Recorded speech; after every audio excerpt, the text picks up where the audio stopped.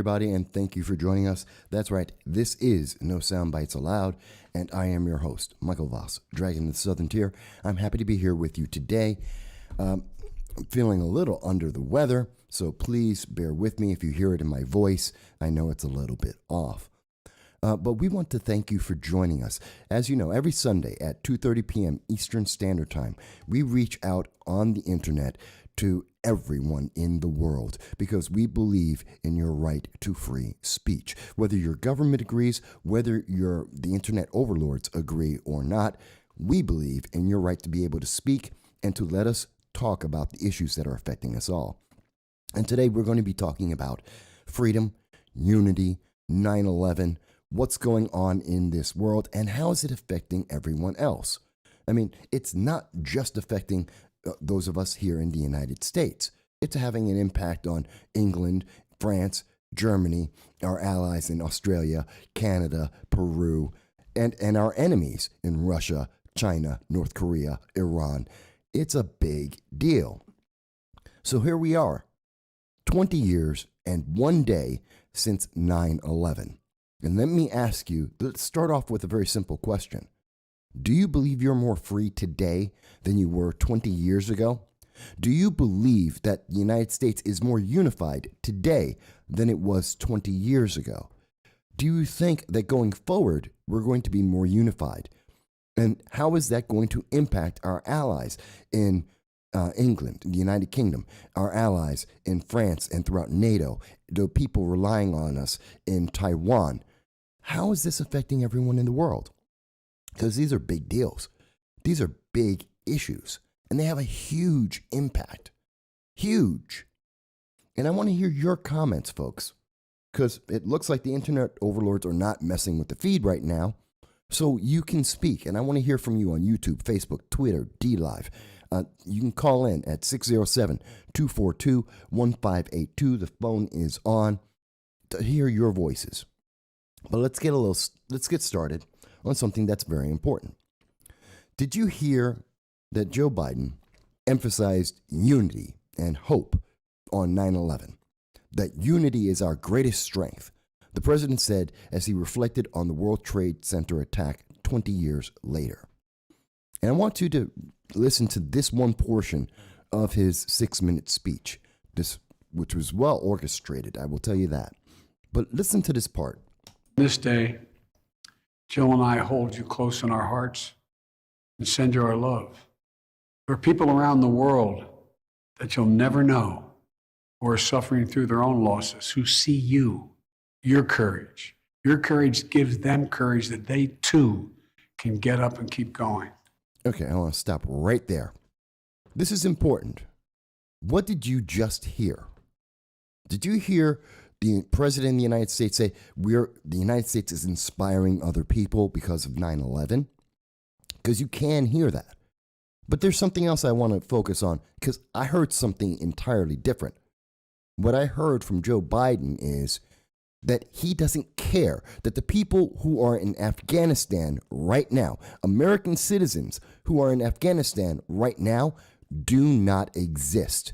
They're not just unpersoned like the internet overlords may have taken you off of Twitter or Facebook. No. We're talking about he has literally looked in the face of American citizens and he has told them directly they do not exist. That people around the world are suffering. Yes, they're called Americans and Christians in Afghanistan at this moment, this very second. Untold numbers of Americans, hundreds of Americans, are stuck in Afghanistan right now. And the Biden administration is doing nothing to get them home. I know I have done many videos and many conversations about this since August 15th. In fact, since August 18th, when we found out from General Milley that the United States was preparing and had planned to leave American citizens behind under the spin of saying, well, they want to stay. No, they don't. We've seen over and over again reported internationally, they want to come home. They had every intention of coming home. And the United States, the States Department and the Joe Biden administration left them because they were more concerned about the visual aspect, the political aspect of being out on August 31st than they were about saving American lives. And along with that went the British, the French, the Germans, the Australians, the Canadians that were left behind as well because the United States ran away. And we were the major player. And when we left, they had to leave. They didn't have a choice. They left their people, which has made things worse. Unity that Joe Biden is professing isn't being created. Our allies in England, in France, in NATO, they're not looking at the United States. They're not looking at Joe Biden right now and saying, what a great leader. We're so happy to support him. They're saying, that old guy just cost me dozens of my citizens, that it is causing political unrest in my nation because we had to leave our people behind. And that is a huge thing. So we're not getting more unity. I know Joe Biden keeps saying that since January of 2021. He has been saying he's going to unify. He's going to bring people together.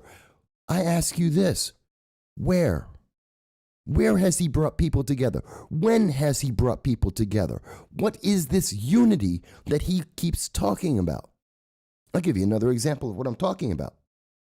This is Kamala Harris, as being reported by Bloomberg, okay, and Bloomberg News. And this is what she had to say, in part. That unity is possible in America. We were reminded also that unity is imperative in America. Let's stop right there. Again, I have a question. And these are little statements that they're making, but they're big. These are key words in what they're saying. Unity is imperative. Wait a minute. That's not necessarily what America is about. Yes, we are unified as American citizens, just like the people of the United Kingdom are unified as being members of the United Kingdom. Or if you're French, you're part of France. But what she's talking about isn't the commonality of being American citizens. She's talking about compliance.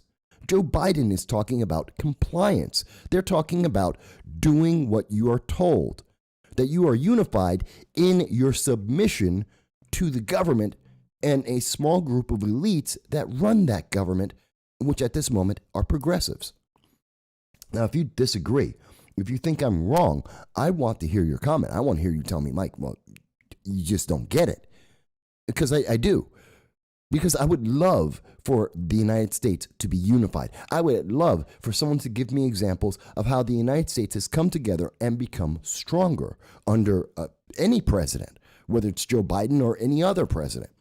Please give me the example where our allies around the world they have more faith in the United States government. They have more faith in democracy in the world today than they did in December of 2020. Please show me that example. Show me how our enemies, those autocrats that exist throughout the world, show me how those autocrats are less empowered than they used to be.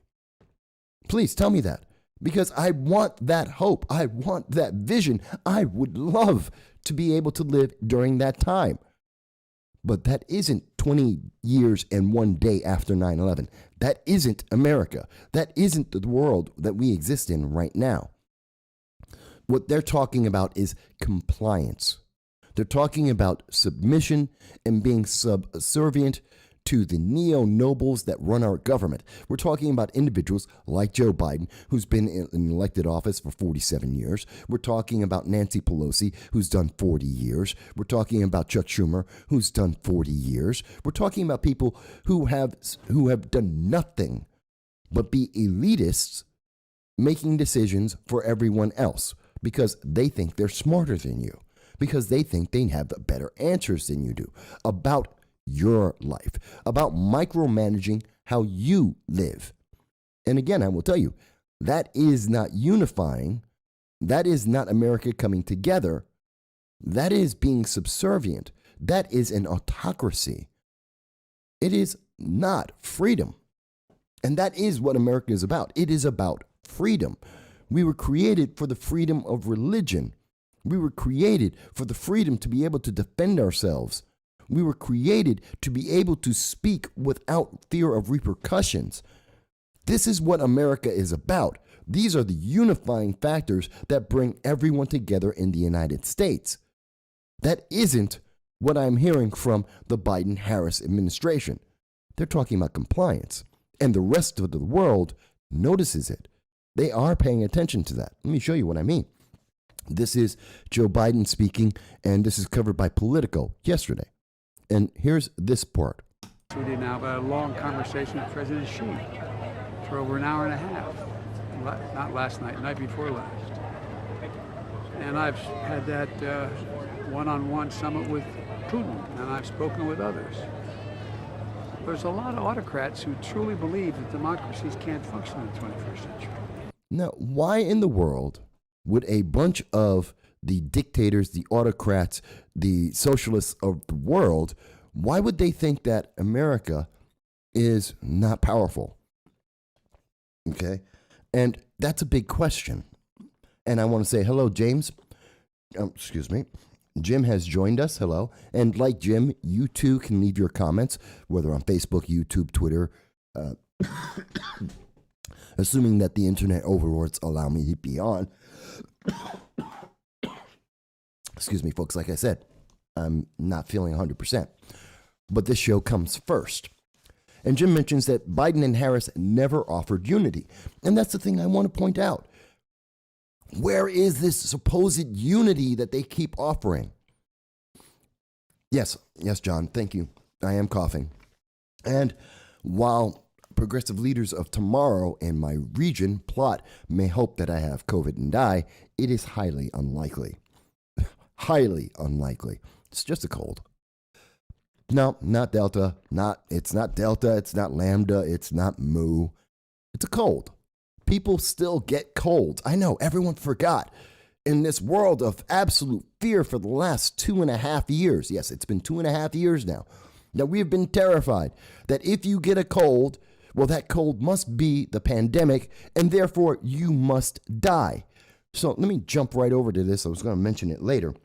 I just want to remind people of something. Here's the numbers. This is the CDC. This is from the CDC itself. Okay? And on here, this is for 2020 and 2021. All sexes, everyone in the age groups. And I want you to understand that in almost every single age group, in almost every single situation, you are more likely to die from pneumonia than you are from COVID. That is a fact. This is the Center for Disease and CDC, Center for Disease Control and Prevention. It's their website. This is their page. You can bring it up. If anyone wants to fact check me, go to the CDC. And I will have the links in the description after the show. You are more likely to die from pneumonia in almost every single age category than you are from the pandemic. Especially, by the way, if you happen to be under 17 years of age.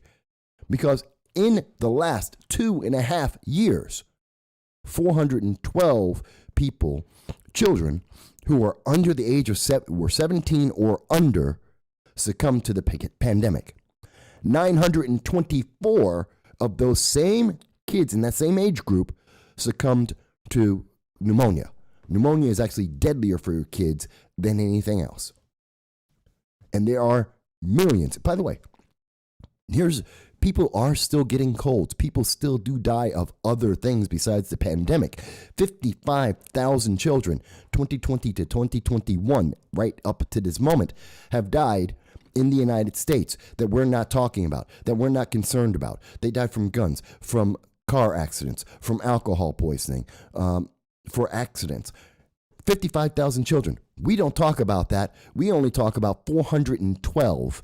And because of 412, every single school is being subjected to draconian rules where you have no freedom. The children are being oppressed, and it is turning out, and we're seeing this as a result in the increase in suicides, the increase in the use of drugs and overdoses. We are seeing this in social dysfunction. So thank you, John. I will get better. But the big thing is we're all getting better. This isn't the worst thing that could be happening to America right now. What is one of the worst things that could be happening to America right now is that everyone in the world is watching this man, Joe Biden, and they are laughing. Remember, we were promised that because Joe Biden knew Xi Jinping, the president of the Communist Party of China, because he knew Vladimir Putin, the president of Russia, because he had dealings with Iran to create the Iran nuclear deal, that he was able to have conversations with them, that they would respect him. And in fact, as he's detailing here on 9/11, they don't respect him. They think that this is the Wild West. This is their opportunity to go out into the world and have more insanity. We are seeing violence and global terror increase around the world since January. And it's because of the policies of Joe Biden. Because as he's trying to unify the United States, or in other words, make you comply against your will while destroying your freedoms, the autocrats around the world are saying, hey, it's time to go. He's weak, and we can take that opportunity. And that's a big thing. John mentions who's really in charge. Everyone knows Biden doesn't have it together. I think it's very obvious that Joe Biden is suffering from a mental decline rapidly in front of our eyes. But I will also tell you, and I predict on this show, that we're going to see Joe Biden continue to be in office until a week after, roughly November 11th of 2022, you will see the lame duck Congress is going to go through, and they're going to start the articles of replacement, Article 25, and to replace Joe Biden due to mental deficiency and put Kamala Harris in the Oval Office. The reason why they're going to wait this long is because it will give them the opportunity to give her, theoretically, 10 years in office. 2 years to replace Biden, plus 2 full terms of 4 years each. So that would give them the potential for 10 years. That's why she's going to be in. But, and that's my prediction. 1 week after the 2022 midterm elections, you will see the 25th Amendment enacted, and you will see Kamala Harris taking the Oval Office. But in the meantime, and I think everyone in the world is realizing that, in the meantime, as Biden admits himself, the international leadership is looking at him and looking at how weak he is, and they are saying, this is our time to go and do whatever we want. He says he's got the relationships and he's talked with Vladimir Putin one-on-one. Yeah, and in front of Vladimir Putin's face, he backed down from his statement calling Vladimir Putin a killer. He backed down from doing an international debate, as Putin called it, and he did nothing about Putin amassing troops over on the Ukraine. He did nothing. He's done nothing about China. He's done nothing. The Uyghurs, who are being genocided right now, what pressure has he put on to China? We see that Iran has been making moves throughout the entire Middle East. Making that global terror worse. What has he done? What has he said to inspire anyone in the world to say, don't worry, it's going to be okay? He said, I'm going to run away from Afghanistan, and I am going to abandon hundreds of my own citizens to run away, and I will leave arms and supplies for my enemy, several groups of terrorists, to empower them to be able to create more global terror. And by the way, do you think this is your best buddy? I mean, let me put it into terms everyone can think of. Imagine that you have a good friend or someone you know, not even your friend, someone you know. And this person says, don't worry, I got your back. You're going to go on a road trip. And they said, don't worry, I got your back. If you need anything, just let me know. And then you go on that road trip and your car breaks down. So you call up your buddy Joe Biden, who promised that he would have your back. He told everyone on Facebook, on Twitter. He went around to your job and told everyone, don't worry, I've got your back.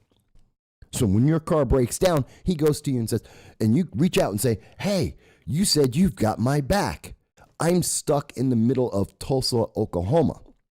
Can you help me? And his answer is, oh, sorry, no, can't do that. You're too far away. I can't help you. But wait a minute, you just told me you had my back. You told everyone that you had my back. You said you were going to support me. You said that I didn't have to worry about anything because you were going to be right there behind me. You went to my job and told everyone. You went on Facebook. You made a video about it. Yeah, I did all that. But no, I'm not going to do anything now. You're on your own. Hope you make it back. And when you make it back, don't worry, I'm still your best buddy. I still got your back, even though I'm not going to help you any way whatsoever. This is the example of Joe Biden and Kamala Harris's empathy for other human beings. They don't care. You want to talk about cages in the southern border? They're filled to the brim right now. This isn't Trump. This isn't even worse than Obama. They are filled to capacity. They are shipping out children in the middle of the night, as has been confirmed by U.S. news media back in April. They are shipping children out in the middle of the night across the country with COVID, just so they can make the cages look like they're not quite filled to capacity. And they won't let the news media come in. They won't let you see what's going on because they have no control. And 1.1 million people have come across our southern border. And they don't care. Kamala Harris won't go down there. She's more interested in going to California to prop up Newsom. Let me get back to some of the comments here. Dana mentions, no, please God, no.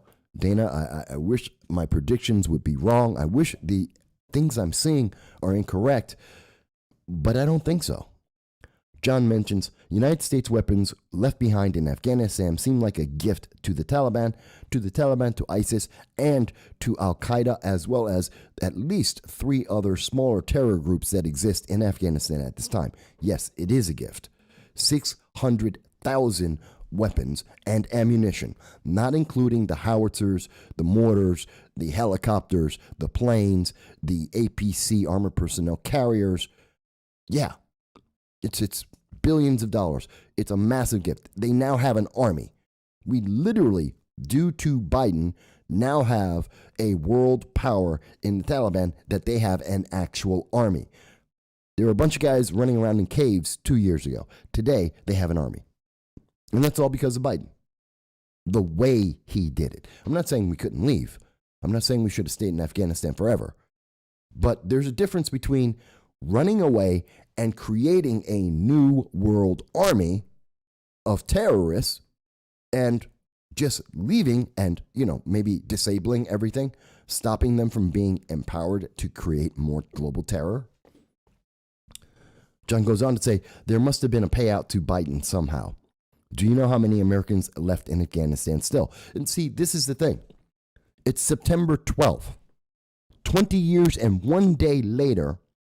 And in that time, I want you to think back to wherever you were on 9/11/2001. If you weren't born yet, think of the first time you heard about the 9/11 attack on 2001. And I want you to think of something. I want you to be very clear. Did you think at that moment you would ever live to see an American president who would abandon American citizens to the same kind of terrorists and just leave them and forget about them and never speak about them? That we don't even know how many American citizens are left in Afghanistan. Or rather, I think that the Biden-Harris administration knows about it. I just don't think they're going to tell us. I think General Milley and Secretary of Defense Lloyd Austin, I think he has an exact number of how many people. I think they looked at the same exact list that they handed over to the Taliban, who then gave it to ISIS. that has every single name of every American and every Afghani that worked with the United States. They've got these lists and they're running through it, and they know exactly who left and who isn't, who's still in that country. They just don't want to tell you, because I think that number is closer to thousands of Americans, not hundreds. Remember, back on August 15th, we were told there were 10 to 15,000 Americans that we had to get out of Afghanistan. Then on August 31st, 16 days later, we're told, oh, no, there was only 6,000 Americans in Afghanistan. Wait a minute, what happened to the 9,000 people that were reported by every major news media entity in the world directly from the White House saying there's 10 to 15,000 people? Let's go with the smallest number. They said it's at least 10,000 Americans in Afghanistan. And in 16 days, not only did we get them all out, the number dropped from 10,000, it got cut in almost half, 40% lower, to 6,000. That doesn't seem right. Something seems wrong with the numbers. If we were assured there could not be less than 10,000, why are we suddenly looking at 6,000? What happened to those other 4,000 people? So, and Joe Biden's like, well, they don't exist. He spends all of 9/11 talking about how we had to defeat the terrorists. We've won. We've had a success. We're out of Afghanistan. We beat the Taliban. We beat the Al-Qaeda. And in the meanwhile, Taliban, Al-Qaeda, ISIS, they're all growing. They're resurging as we speak, thanks to the weapons that Joe Biden provided to them. Americans are in harm's way. They are actively being hunted as we speak, as reported by the BBC, Guardian, the News of India, and the Pakistani news. It's on every international news. And yes, as John mentions, and the Biden administration is blocking Americans. The Nazarene Fund, as John mentions, these are private American citizens who have gone in with their own money, and they have decided they're going to get Afghani Christians and American citizens and try and get them out. And they sat on airports, on the runways, being blocked by the Taliban, being blocked by the Biden administration for 5 days. 5 days that they didn't know if they could get out because the Biden administration wasn't helping. Or how about the Biden administration, last week, just went out, the Nazarene group, the Nazarene Fund, went out and they actually got 300 Afghanis to the border to escape Afghanistan. And at the moment that they got to the border, after going a week through all of the Taliban, all of ISIS, all of Al-Qaeda, trying to kill those 300 Christians and the Nazarene Fund soldiers, those private citizens, they tried to kill them for an entire week as they went through hundreds of miles of Afghanistan. They get to the border, and only after a day of being at the border, blocked by the Biden administration, then the State Department said, hey, we'll let you through, and turned around and said, look, we got out 300 Christians. Aren't we great? We're doing a job. We're getting people out. No, you're not, Joe Biden. You're not getting it out. You're too busy talking to your international partners, which we used to call the Taliban. You're too busy trying to give them money than you are trying to get Americans out. Ann mentions, I don't watch mainstream media because it makes me sick. So I don't know. Are there any reporters on the ground in Afghanistan to update us reliably on the situation over there? Not from the United States. Yes, Ann, there are. Most of them are members of the BBC, Guardian, Pakistani news, and Indian news, India. And so that's where a lot of the news is coming from right now. And to get some of the most accurate information, you can't look at CNN. CNN won't tell you about this. CNN doesn't even they don't even have people out there that they have no idea. And even when they do have an idea, they don't want to tell you because they support Joe Biden. No, they support this. So instead, they're going to ignore it as long as they can and until spreads around all of the international news agencies.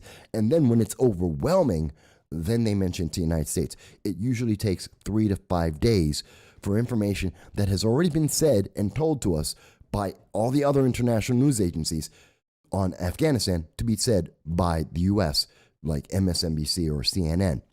They're that far behind. So, yes, and again, I recommend the Times of India. There is Hindustan, I believe, Hindustan News, which is out of Pakistan. The BBC and The Guardian, I believe, have some of the best coverage. Also, the Times of Israel. And if you really want to push it, Al Jazeera, but realize that they are a bunch of terrorists and they're going to color everything very negatively. But if you want to get research, that's everything. I do want to get to Larry Elder in just a second. But I want to make this point. I really am trying to make this point. You are being told unity. You're told unity over and over again. And yet, I have hundreds of articles, dozens in this year, where there is not one statement from the Biden administration that is about unity, that is about anything but compliance, about submission. And yes, Larry Elder is a great example of this. He's a great example of this. And by the way, we will never forget. I do not forget the people left in Afghanistan. I do not forget the Americans and other people who died on 9/11/2001. The Biden administration, the progressives, absolutely have forgotten, which is why you don't hear about the Americans in Afghanistan anymore. It's not that they're not there. They don't care. This is from the empathetic Joe Biden. That's from the really empathetic Kamala Harris. They're so empathetic, they won't even mention the Americans that exist and are in harm's way. They're so duplicitous. Let me go on. So, and I want to mention, by the way, they're so, when I mentioned the news media is behind, here is an example of what I'm talking about. On yesterday, September 11th, it was confirmed that the U.S. drone strike that we were told after the attack against the United States Marines and our Navy corpsmen, that we took out, there was an ISIS cell. They were in cars. They were about to do a bombing. They were going to do a car bombing against Kabul and the airport and try and kill more Afghanis and Americans. So the United States took out that car. And then we were told after the fact, well, we might have also gotten some civilians as well. Well, again, the truth comes out. This is from The Guardian. It reports yesterday the U.S. drone strike mistakenly targeted Afghan aid worker and investigation found. We killed a guy and his family. No one was involved with the Taliban. No one was involved with ISIS-K. No one was involved with Al-Qaeda. These were regular people. None of them had anything to do with any of that. Based on the investigation, we killed a bunch of civilians. Now, mind you, I want to be very clear. I understand the fog of war. I understand the United States or any government that is involved in a violent military action that is ongoing, that sometimes you will not know who are the good guys, who are the bad guys. Collateral damage, sometimes killing civilians, does happen. I don't want to beat up on the military for what they did. I want to beat up on the news media for not telling the American citizens. I want to blame the Biden administration, General Miley, Secretary Austin, for not speaking up and saying, we screwed up. We got it wrong. We had evidence. We thought it was concrete. We thought we were confident in that we were stopping ISIS. We know that ISIS was trying to kill us. And so we took action. We made the wrong decision. That would be one thing. But no, they're not doing it. And as I told you, Ann, let me ask everyone in the audience, did you hear that the United States was absolutely wrong and admits we've done the investigation and we admit it? I know it was reported by the New York Times, but I bet you it was buried. I know it wasn't front and center news. It wasn't covered nationally. In fact, only 27% of the left mentioned it at all. They buried the story because we're too busy worried about the White House trying to unify everyone. And again, let me make this clear. He is unifying you. It is an action. It is a verb. He is going to make you unified. Not that you're going to choose to unify. It's not that you're going to choose to come together under the principles that he is suggesting. You are being forced to do that. Just like everyone is forced to be involved with the mandate of the vaccine. And so anyone in a business, so a new Labor Department policy requiring workers at private companies with 100 or more employees to get vaccinated or submit weekly testing with fines up to $14,000 per violation. Biden describes his justification for a package of vaccine mandates in stark terms, claiming vaccination falls outside matters of freedom or personal choice. We are in the United States. There is nothing that is outside of freedom and personal choice. That is why our nation was created. It is the reason why we exist today. There is nothing beyond freedom and personal choice. It is our founding documents, the Declaration of Independence, the pursuit of happiness.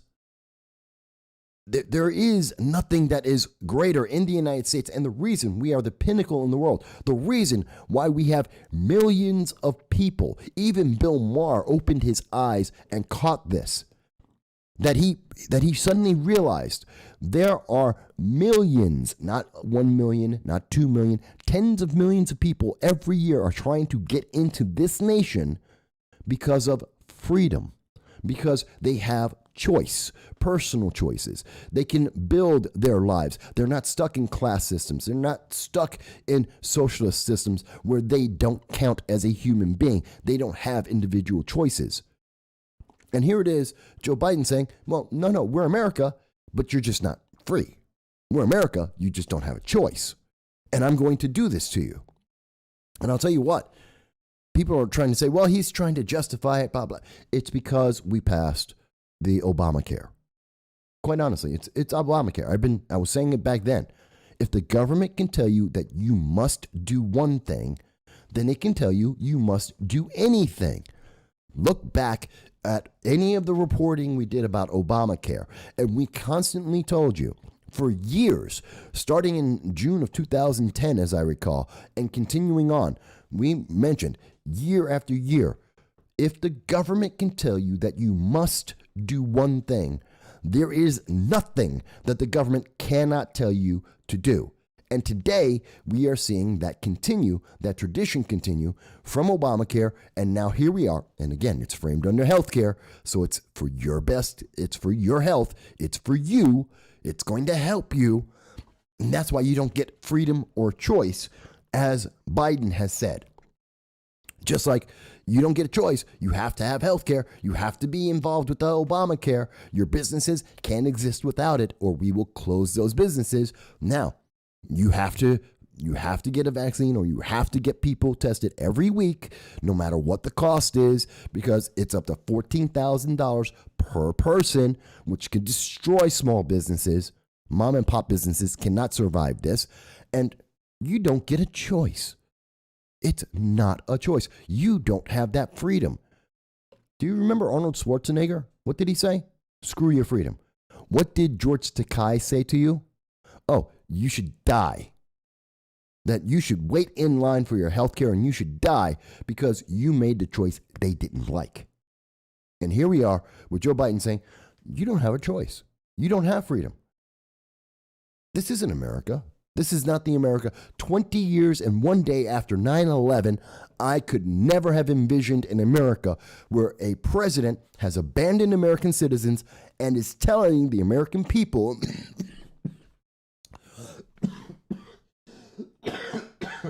excuse me, and he is telling the American people you don't have freedom. You don't get to make a choice. That you don't get to do what is the fundamental basis of America. So, John mentions, John, I'm going to get to Larry Elder. I have not forgotten about that. John goes on to say, that's why Biden ordered vaccine mandates and are taking the news away from Americans in Afghanistan, also dividing the country, unvax versus vax. Yeah, so we're seeing division, not unity, coming out of the Biden administration. But he keeps calling it unity. Doesn't mean what he thinks it means. It's like that scene from, Princess Bride. I don't think that means what you think it means. Tina mentions, we need a mass united sick out and shut down the country. Well, we've already shut down the country. So for them, and I believe, this is my personal belief, that in the round about the second week of October, you're going to see that they're going to call for lockdowns, and you're going to see the country locked down again because people will get colds, kind of like I have. They're going to get colds. They will get the regular flu. People's lives will continue, and because people are getting sick in the flu season, that means it must be pandemic, and that also means they must be dying because obviously this is the deadliest thing since the Black Plague, or at least that's what the news media keeps telling us. And so they'll lock it down again. So I don't think we get the same effect, Tina, that you want to have because they want to do this too. And they think they're in a better position to take control as things are shut down. Because again, you don't have freedom and choice. So if you shut it down, they're the only voice that has power. So it's a tricky situation. Hot Chicks mentions, what did she say? There it is. Screw my freedom, screw your government then. That's her answer to Arnold Schwarzenegger and the others. I agree with you. Michael Bowie mentions Congress and their staff are exempt. And here's a problem. Either this is the deadliest thing in the world and the science says that everyone needs to be vaccinated, or the science doesn't say that. You shouldn't be able to have an exemption for members of Congress or political organizations because theoretically, the pandemic doesn't have politics. Now, we know there are politics involved. You can go and have a protest with BLM with hundreds of people, and there is no such thing as a pandemic at that moment. The pandemic knows that you are part of a political movement for BLM, and so it's okay. But if you have 6 people together who are against that, well, that is a super spreader event. This is the insanity of pseudoscience. There is no science here. Let me also remind people of something.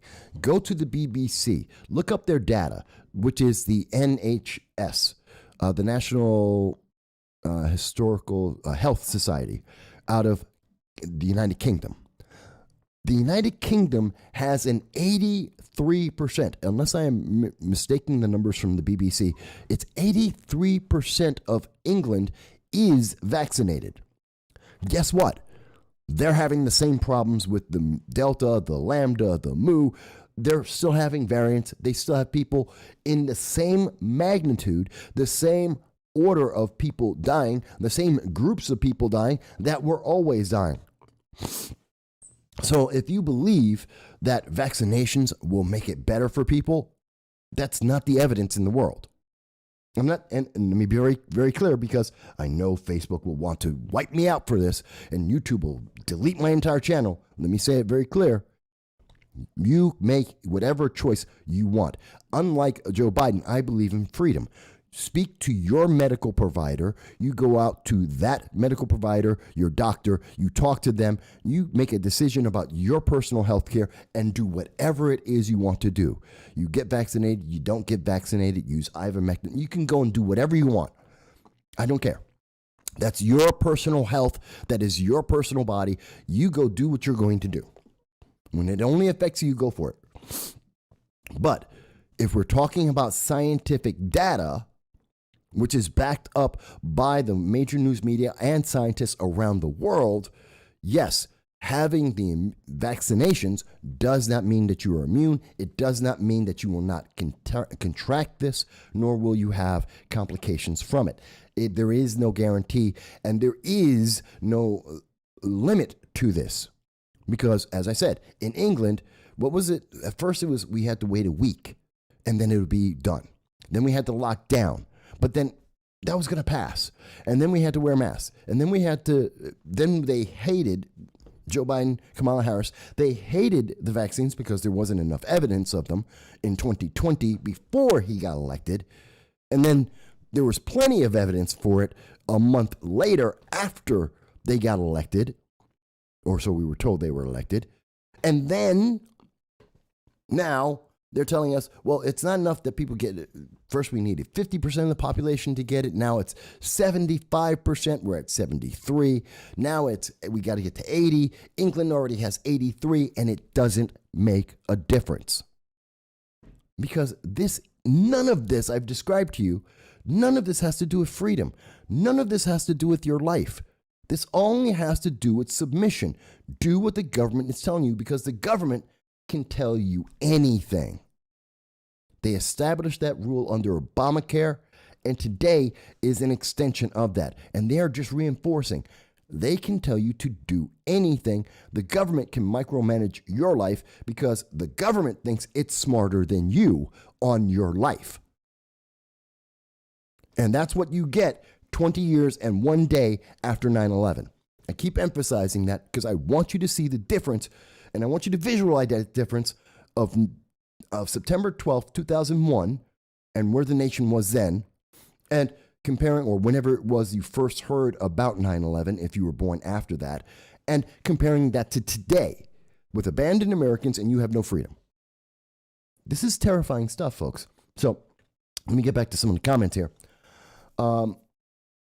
So Michael mentioned that Congress and staff are exempt, which makes no sense whatsoever.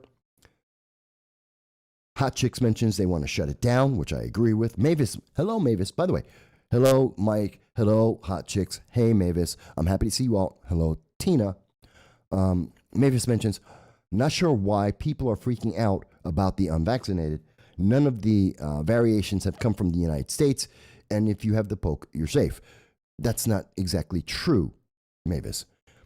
You are not safe if you get the poke. You have, basically, your odds are almost the same. It doesn't really change anything.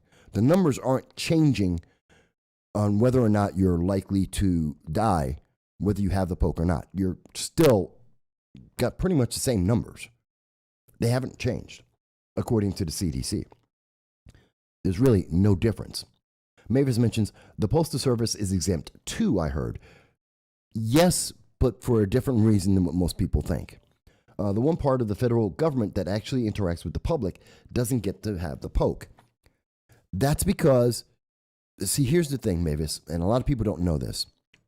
The United States Postal Service is not a department of the United States government. They're a quasi-government agency. They're kind of private, they're kind of public. Even though we all realize that every time they want to raise the price of stamps, they go to Congress on that. But they're not exactly a direct government agency, legally.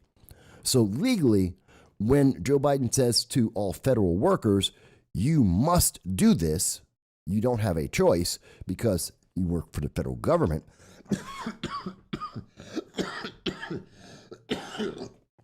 Excuse me. That doesn't apply to the Postal Service because they're not federal agents. But that's why he has the second rule that if you have a business with over 100 people, you either have the mandate or you must have weekly checks. And that's what the Postal Service does fall under. So it's not, it's weird, but that's why they're not part of it, because they're not technically part of the federal government. And a lot of people don't know that. Tina mentions she wants to not just lock down things, but the working class, that currently the Biden administration with Harris are attacking middle-class individuals, truckers, hospitals, caterers. And so that's the group of people that need to stop to freeze commerce in the country. And that could make a statement. Well, that's an idea. I'm not saying you're wrong, Tina. My concern is how the government's more prepared for a lockdown and a freezing of these services than individuals are. And so I could see them usurping it, but I don't think it's a terrible idea. John mentions that this is all like an oxymoron. It really is. And Mavis confirms that almost everything's like an oxymoron these days, and it's true. Does Alan West have a chance against the big Greg Abbott? Alan would create a stronger Texas. Not sure. Abbott has his issues. He's the governor of Texas, for those who are not aware. And Alan West, who is a former member of Congress, and he runs the Republican Party of Texas, he is looking to possibly oppose Greg Abbott in the next election. And it would be interesting. I need to see more of their policies and make the decision. I mean, I know who the men are. I know some of their general ideas, but I want to see the specific policies that they're talking about. It's kind of like when you're listening in California. You've been told about the California recall, which is going on right this second, by the way.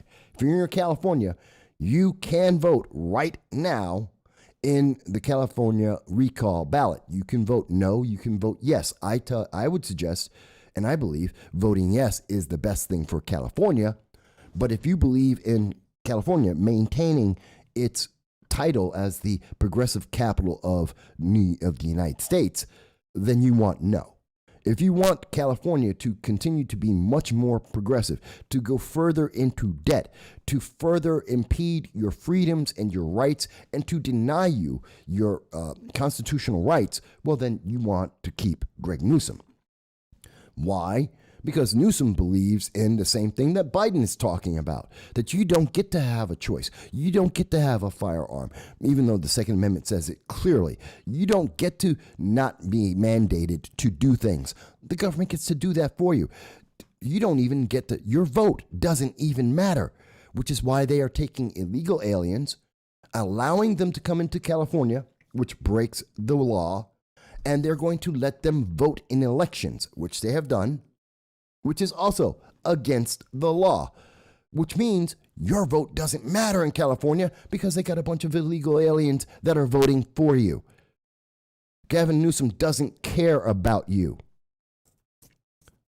But that's what the election is for. And of course, people like Adam Schiff, a representative who promised the American people for 3 years that he had evidence proving Russian collusion for 3 years, going there and going on with, what's her name? Rachel Maddow, promising the American people on TV, nightly news across this nation, telling you he's got proof. And never once have we ever seen that proof. He has never come through. It doesn't exist. Adam Schiff is a liar. Adam Schiff, the proven liar, supports Newsom. George Takei, who supports you not having your own medical choices, that you don't get to make your own choices for your health care. Gavin Newsom, right there. Takei supports Newsom. Hollywood supports Newsom. That should tell you something right there. The very same people who can't make a movie without shoving down progressive politics down your throat. Gender identity politics. PLM. You're a racist. You have to watch this movie or you are a racist sexist. That's what Hollywood's telling you right now. Anytime you want, every movie, if you don't watch this movie and give us all your money, you are a racist sexist because, that's racism today. And they all support Gavin Newsom. And if you believe in that Newsom's your man. If you think that maybe California shouldn't be one of the largest debtors of the world, maybe they should clean up the feces and not have the largest homeless population in, almost the world, definitely in the United States, then, and public defecation on city streets is a problem. If you want more of that, vote for Newsom. See, and that's why I can't speak about Alan West or Greg Abbott. I'm not as detailed on Texas politics in that respect from the governor's level as we are with Newsom. So that's why I'm not sure. Get some beef pho. That's food. That sounds good, though, actually. Isn't that Thai beef pho? Is that Thai food? Sounds good. Yes, I'm planning to drink some green tea after the show. Maeve says, I was just saying that with saying they're safe with the poke because that's how they're marketing it. Leftists are acting like it foolproof, then act like they're still in danger for some reason. It isn't foolproof. And we keep seeing the science prove that. Okay, you've got it. And then there's the Lambda variant, which came out of Peru, which is the vaccinations don't work against it. There's the Mu variant, which is brand new. There's going to be more. There will be a variant every year. You're going to need a vaccination and a booster for every single variant as it goes through over and over again. It's never going away. This is never going to disappear. Just like the flu. It never will disappear. It will always exist in some form of variant, and you are going to be taking what they want to now. I think Pfizer came out with 2 pills a day plus a booster shot every 6 months. You're going to be on this forever. And more importantly, as you do this, you are submitting your freedoms to Joe Biden and or whoever happens to be in the White House at the time, whoever's controlling government. And you are submitting yourself to them. You have now become unified. Again, this is an action against you, not for you. By the way, anyone who disagrees, and as you can see, Mavis, John, Hot Chicks, so many people are commenting, Mike, and so many others. You too, not only can you comment on YouTube, Facebook, Twitter, DLive, but also, folks, you can call into the show at 607-242-1582.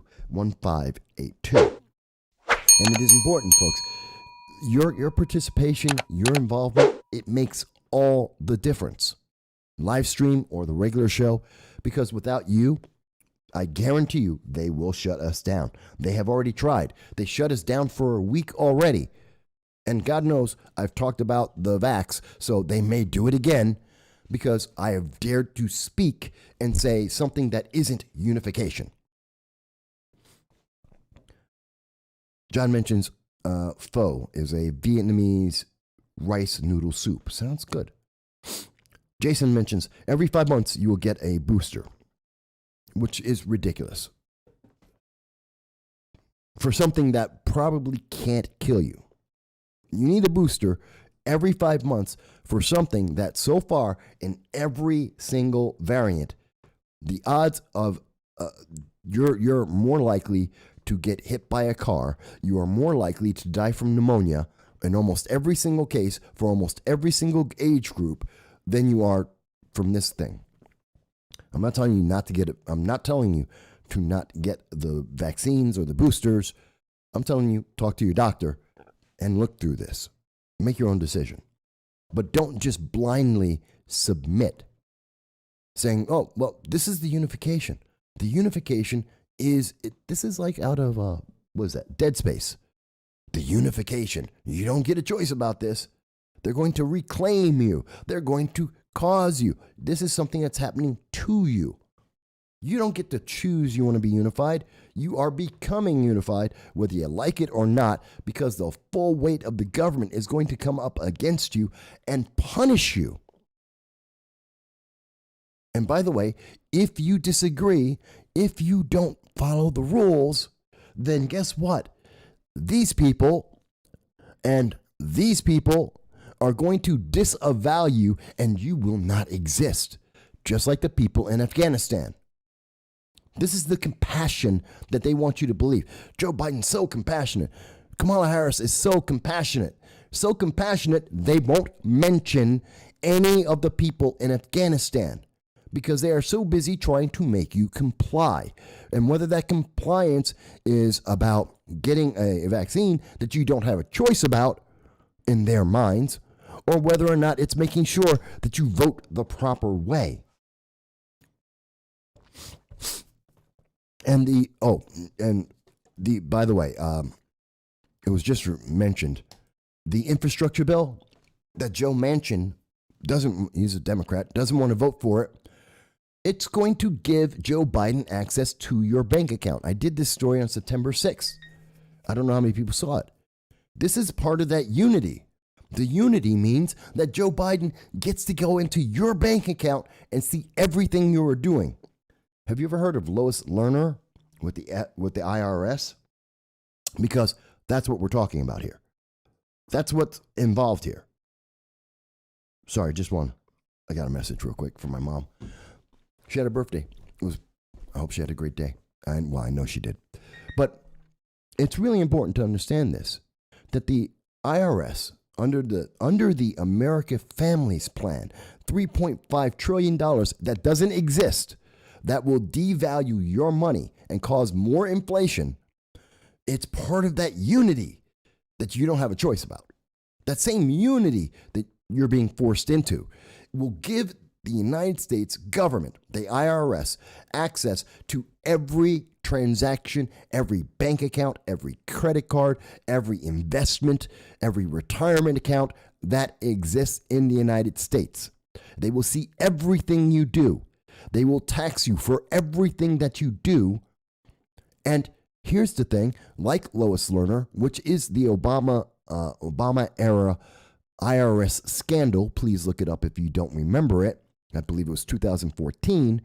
The IRS, individuals, progressives that work for the IRS, if you think they're not going to leak out the information about your private financial transactions so that they can punish you, then you have completely forgotten the fact that Alexandria Ocasio-Cortez, I think it was 2 days after the 2020 election, came out with a list of supporters of President Trump so that it could be a record to punish them in the future with. Yes, the IRS, it is another example of what AOC was talking about. They have created Trump accountability programs. They've created lists of people who are not compliant, and they want to now have your finances to track every dollar you get. And the example I made in the video on September 6th, one of the examples I made there was, okay, so you took a trip, your car breaks down, your mom sends you $500. That's taxable. You just got $500 to your income. Yes, it was an emergency. It was to fix your car. The IRS gets to now go, because of the American Families Act, they get to see that your mom gave you $500. That's income. You didn't report it on your taxes. That $500 was just enough so that the food stamps you were getting because you're a single mom, well, that takes you outside of their math and their income bracket. So you now have to pay back all those food stamps. You no longer get any social services. Yeah, you not only owe taxes on it, but you lose all the benefits you may have had. That's why they're doing it, and they're going to punish you with it. And if you think I'm wrong, I did the video, all with major news sources. I actually went to the United States Treasury. It is a fact. The American Families Plan will do this. It is a guaranteed fact, and they just aren't telling you about it. Because I don't think most people want the IRS or the federal government or any of the individuals who would have access and leak that information. No one wants that. It's called freedom. It's called privacy, the Fourth Amendment, which you don't get if you're unity. You are being forced into unity. This is the Communist Manifesto. I mean, this is communism, and it's so. God, it makes me so upset because this is terrifying. This is forcing people into one big homogenous group that you don't exist as an individual, and they can do whatever they want to you because you don't matter. The people in Afghanistan don't matter. Do you think Joe Biden cares about your life any more than he does the ambiguous, unknown mom who's in Afghanistan right now, running for her life away from ISIS, trying to stay alive and get out of that country? If he doesn't care about her, why does he care about you? What makes you special? What makes you, because you're in America? He doesn't even want your vote.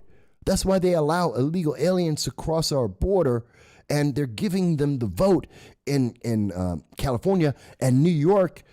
is now considering, well, maybe we should give illegal aliens the vote. By the way, we'll give them the opportunity to do it by they can get a driver's license, which is illegal, so that they can get insurance, which is illegal, so that they can go to a job, which is illegal. And by the way, when they get that driver's license, they can also go right online and register to vote, which is also illegal. Did you notice how many times I had to mention illegal in that process? And why? Because your vote doesn't matter. Because they're going to get a new group of people to vote instead of you. Because they have no compassion for you. They don't care. You're not doing what they want you to do. You're not part of the identity gender politics, or you rank too low on there. Maybe you're just white, which means racist nowadays. Oh, you think I'm kidding? That doesn't mean racist? Are you sure? Are you sure that's what you think? Because if I remember correctly, and I want to find this article for you. There it is. This is from Real Clear Politics. And Real Clear Politics is doing an article. This came out from Lynn Uzel. And in there, she goes through the definition of racist. But there is something even more insidious about the new definition of racism. Since the, quote, marginalization and or oppression of people of color, end quote, is no longer committed by word, thought, or deed, but is based instead on an inescapable, quote, socially constructed racial hierarchy, end quote, that always, quote, privileges white people, end quote, it means that white people are engaging in racism simply by being white, and hence privileged, within this impersonal system of marginalization and oppression. A person of color is a victim of racism by definition. A person identified as white is a racist by definition.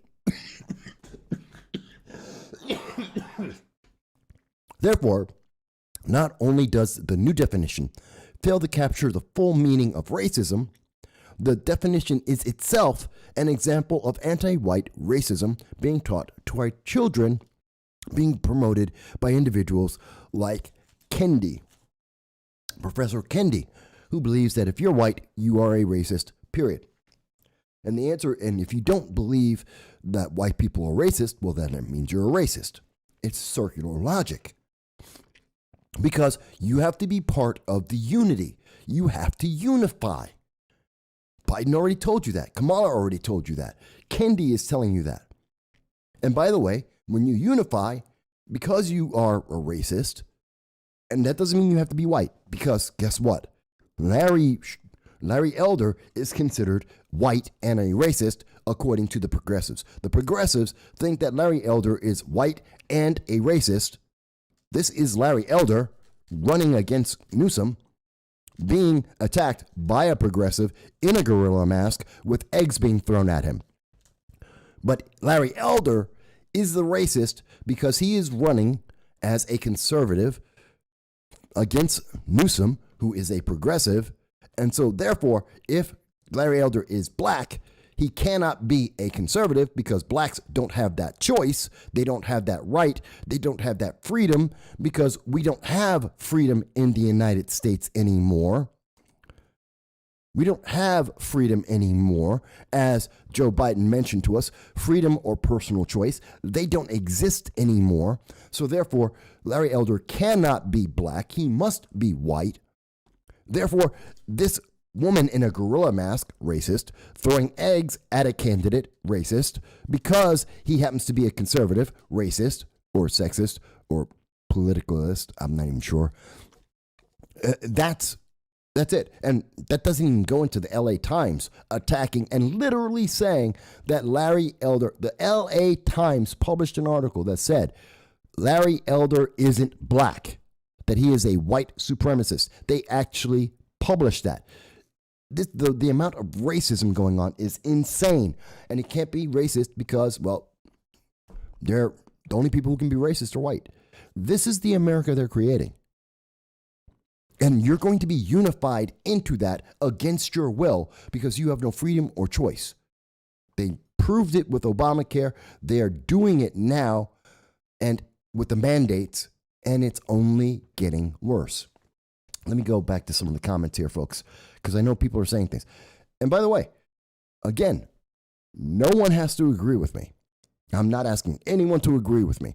This is the information that is out there. You will see it in the description. You can read it, and maybe you think you come to a different conclusion than I am. But this is all credible news sources, almost entirely. Most of them are from the left. These are facts that are going on. And I'm asking you just to consider what the consequences of each of these things are. And if you don't agree with me, please, you can write in, you can phone call. I want to hear your voice. I really, really do. Excuse me. Michael Bowie mentions that unified, quote unquote, is now the new world order, that they're interchangeable. And I think you're kind of right. Mavis mentions, no thanks, I got the J&J poke so I could go to my sister's wedding, and if it's not going to change anything, I'm not going to bother with follow-up. Again, speak with your medical professional. That's the only thing I can possibly say, especially if I want to keep a channel on YouTube or Facebook or Twitter. John mentions, happy birthday to my mom, and she will thank you for that. She'll also be pissed off at me because I mentioned her name on the show. Mom doesn't like being mentioned on the show. I'm hoping for a Tea Party wave in 2022. In 2024, I'm concerned if Georgia and Arizona does not go get their election loss corrected, will Trump be able to win? Well, we don't know if Trump's going to run. He will be a bit older then. There's a lot of questions between now and then. Like it is likely that Americans who remember the names or even the fact that Americans exist in Afghanistan are being hunted right now, Americans who realize that we are being told systemically that we cannot have freedom, we cannot have choice, that we must do what we are being told, that the rest of the world is looking at the leadership of Biden and Harris and saying they are weak and they are therefore don't have to be listened to. If that turns into what I think it may, which is a absolute rejection of Congress, of Democrats, of progressives in 2022, does that last until 2024? Maybe not. Maybe not. It's weird. Elections, once you see the result come out, sometimes these things lose steam. It all depends. Michael Bowie mentions the infrastructure bill also includes funding for 87,000 new IRS agents. Well, you need the agents because guess what? They're going to be in every single bank account. They're going to be in every bank account of every business and every individual. Your kid has a Christmas club that he's doing as a savings, they'll be able to see it. Your account, they're going to see it. Your credit cards, they'll have access to every single one of them. Every transaction. You went to Pornhub. Oh, you naughty person. Wouldn't want that to be leaked. Did you agree with abortion? Oh, you picked the wrong side on abortion. Oh, look, what an accident. We are so sorry that your information about buying those French ticklers and Pornhub just got released into the public. Oh, we're so sorry that you have now been embarrassed. We're the IRS, though. We're not political. Can't imagine how that could have gotten leaked out. By the way, you voted the wrong way on abortion. Remember, you're supposed to unify. Get in line. Do you think that's a scenario that can't happen? I mean, seriously, folks.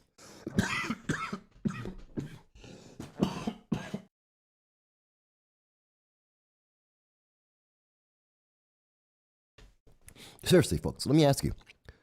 Do you think what I just described, that someone in the IRS will see that you made a donation to Trump or to the Libertarian Party, you made a donation to Larry Sharp or to Larry Elder or to this program? I don't know. Maybe you decided, oh, Mike needs a new microphone. Mike needs to go and get some throat lozenges, whatever. And you made a check. And they see that. And they're like, oh, those are all right-wing or libertarian. They're not progressive Democrats. You gave money to the wrong people. And someone in the IRS will see that. And you mean to tell me you don't think that if there is a progressive in the IRS, one of those BLM, progressive leaders of tomorrow plot kinds of Antifa people who are willing to burn down cities wholesale, literally burn down entire, what is it? Minneapolis had $500 million of damages just in insurance. That's just what we know of at this moment. They literally, members of Antifa, gleefully went out and killed human beings, and the rest of them laughed about it. And you think that they wouldn't, if any of them are working for the government, and some of them do. I know for a fact that one of the leaders of the Progressive Leaders of Tomorrow, otherwise known as PLOT, here in the Southern Tier, one of their key leading members, who's been arrested several times, and most recently in Rochester for second-degree rioting, that they work for the United States government. They work for agencies in the they work for, that individual works for the New York State Department of Labor. That they work for the United States government. So they're getting your information. They have access to you. And if you think they won't use that information against you, just look back at the evidence and look at how much empathy they have for people who aren't unifying. 20 years and 1 day after 9/11, look at what happens to people who don't unify. Just mention the wrong words on YouTube, Facebook, Twitter. See how fast that unification feels. John mentions, if the USA goes digital currency, the United States Treasury will be able to control the currency with expiration date on money and direct the money only to certain stores' systems. Digital currency has a lot of issues, and while I do understand finances, I used to be a stockbroker. I was very good at it. I do understand finances. Digital currency is a new realm, and I am learning about it, but I am nowhere near an expert on that. Its implications are beyond me. They're like a step or two beyond full comprehension. So that's why you don't hear me talk about it very much, because believe it or not, the things I don't know, I'm not going to guess about.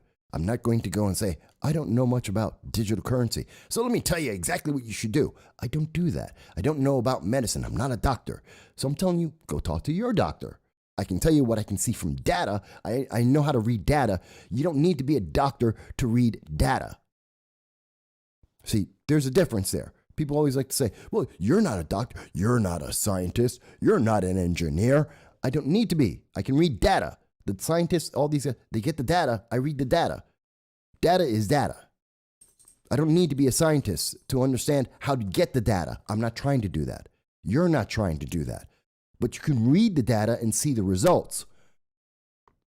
We're not stupid, but they like to make you think you are. Well, you're not a doctor, so you couldn't possibly know. Yes, you can. Data is data. You don't need to be a doctor to read data. You don't have to be a scientist to read data.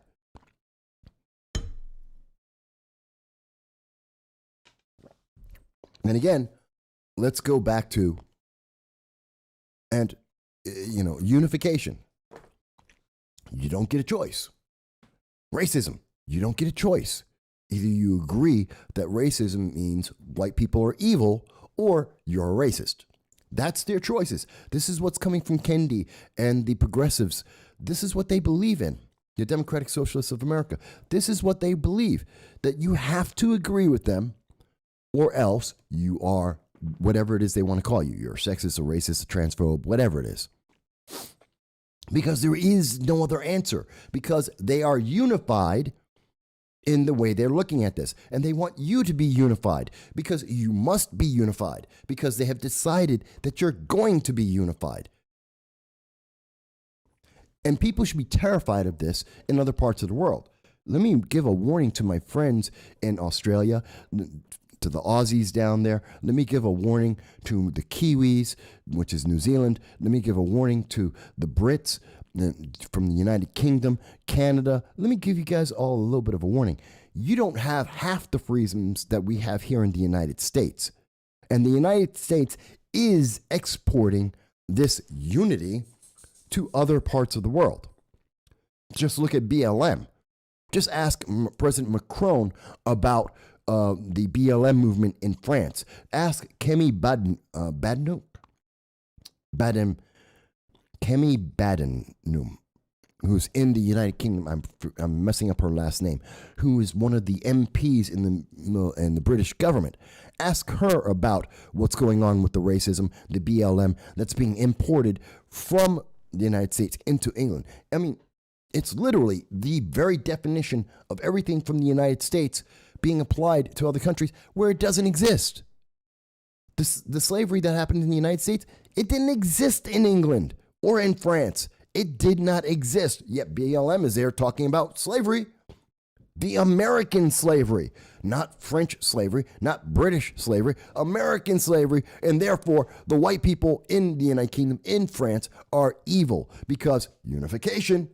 And if you disagree, you are a racist, some kind of ist or phobe. And so if they are not paying attention to this, if you are in the United Kingdom, Canada, France, Australia, if you are one of the allied nations of the United States, and if you are listening to Biden and Harris make these statements about forced unification, that you have no choice, no freedom, no individuality exists, and at the same time that they are so cold and callous as to ignore their own people in harm's way, that they put in harm's way, which is particularly callous and evil, if you ask me. And they're watching this. And if you're watching this and you don't think that that's being exported next, and you're not prepared for that in your countries, ha ha, wait till you see that unity hit you. So Ann mentions, I missed a couple of comments here, folks. Hang on. Ann mentions, unified sounds like it comes directly from the Chinese Communist Party. Well, Alexandria Ocasio-Cortez and Bernie Sanders, they are communists, socialists, same difference. We see that Joe Biden's good buddy is Xi Jinping, which is the leader of the Communist Party of China. He was just, as I showed you, he was just talking to him about 9/11. So, yeah. So I'm not surprised that they're talking about these things. I mean, there's the video right there. John mentions, agreed. However, the Chinese Communist Party took over their country through civil war. They did. Hopefully our communities, churches, neighbors, and families will wake up and vote bad leaders out. Well, that's going to be hard to do if they take away your guns. Remember, it was Joe Biden who told you he's going to get rid of the 9mm handgun and any firearm that is capable of firing 20 rounds or more, which means no one gets any firearms. You don't get to have a gun. And they are about to pack the court. They are going to pack the court. Also, so here's my other prediction. Tell me what you think, folks. So prediction 1, they're going to use the 25th Amendment on Joe Biden approximately 1 week after the November 2022 midterm elections. They're going to replace him, and Kamala is going to step in. Prediction 2. Tell me if you agree with this. What you're going to see is that the lame duck, I'm assuming that the progressives are going to lose en masse in 2022 in the midterm elections, if everything stays the same. And if they lose, well, whether they lose or not, you're going to see right after the election, right at about the same time that they're switching from Biden to Kamala, about that same week, you're going to see them come out and they're going to put out a new rule to pack the court with the lame duck session. Since they will be out of power anyway, since there's nothing you can do about it, you can't elect them out twice because they've already been elected out. So they're going to pack the court because there's nothing you can do about it. They're already out of power. And the new people who would stop them, the new Republican or Libertarian majority that's coming in, wouldn't be able to vote on it because it's going to be in the session before they get there. They're going to shove it down your throat. They're going to give you unity, whether you like it or not. You're going to be unified. And you're going to be unified with a Supreme Court that's going to double in its size, just so it's going to be double plus one, just so that they can make sure they have just enough progressives on there to ensure that you get to be more unified. And when I say unified, every time I'm saying unified, I want you to think of something. Back in the Marine Corps, we used to call it the big green weenie. Okay, so think about that, folks. This is the government weenie. This is the big progressive weenie, and it is being shoved somewhere on you against your will every day. And they don't care. They do not care. They have zero empathy for you because you are not a human being. You have no individual rights. You don't exist.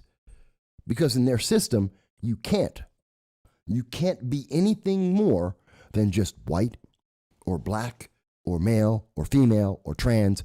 You are just a set of categories, check marks to be marked off, and that is it. And you have absolutely no more worth than whatever check boxes they have. So if you don't have enough check boxes, you are worthless to them, and they have no empathy for you. And we see that. I cannot give you a better example of that than what is happening in Afghanistan to American citizens right now. No president ever has done this, has planned this and done this. None, ever, not once. Democrat, Republican, doesn't matter. No one has ever done this before. It is being done before your eyes. And they don't care.